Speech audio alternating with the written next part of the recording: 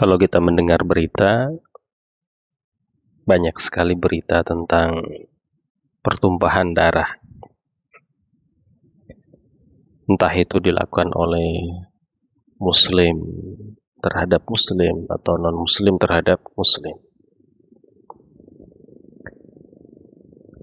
Maka ini suatu hal yang besar, dosa besar ya dalam agama kita, dalam agama Islam, menumpahkan darah tanpa ada sebab yang dibolehkan oleh agama kita yang mulia adalah suatu hal yang sangat besar sekali dosanya di sisi Allah Subhanahu wa taala.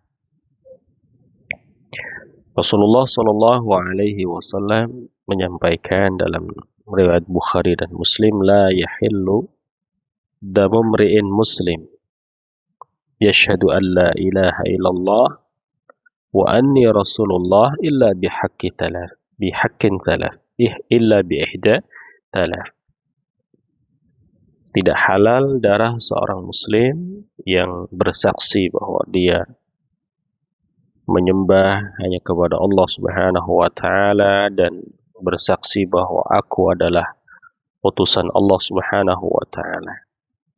Jadi kalau ada seorang muslim yang memang dia memegang persaksian itu, persaksian la ilaha illallah Muhammad Rasulullah, maka ya seorang muslim tersebut adalah terhormat.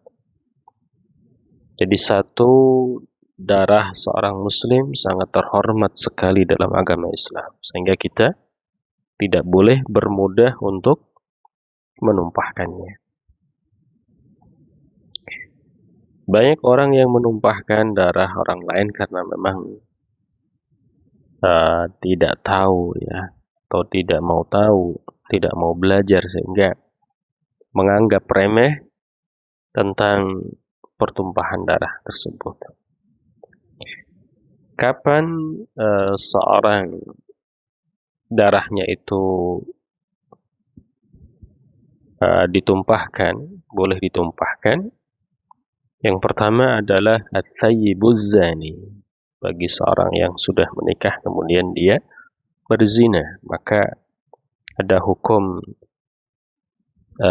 rajam ya sampai dia meninggal. Itu dalam syariat Islam yang mulia, karena dia telah melampaui batas yang sudah ditentukan oleh Allah Subhanahu wa taala. Tentunya dengan cara yang sudah ditentukan oleh agama kita yang mulia. Dengan cara dirajam dengan batu-batu yang kecil, yang sedang, tidak terlalu besar, ya, disaksikan di hadapan banyak orang, kemudian dilaksanakan hukum rajam tersebut. Yang kedua, ditumpahkan karena memang dia telah menumpahkan darah orang lain dengan cara qisas. Itu pun dengan cara yang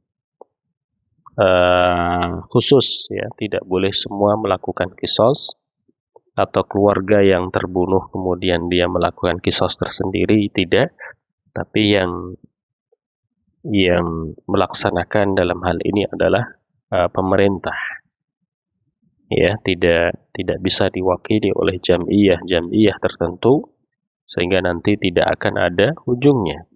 Ya, nanti akan keluarga yang membunuh juga akan balas dendam karena yang mengqisas tersebut ya karena mungkin tidak mempunyai kekuatan hukum.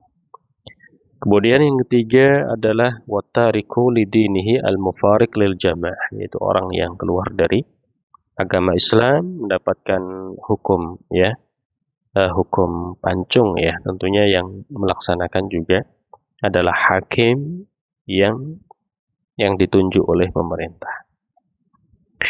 Ini ya etika dalam agama kita yang mulia, betul-betul darah itu tidak mudah untuk ditumpahkan.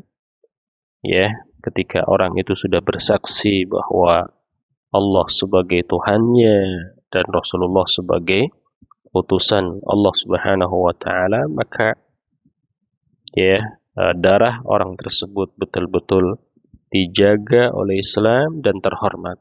dan tidak mudah untuk dan tidak boleh untuk ditumpahkan. Maka perlu kita belajar dan menghormati orang lain, menghormati darah orang lain, sehingga kita tidak jatuh dalam dosa besar.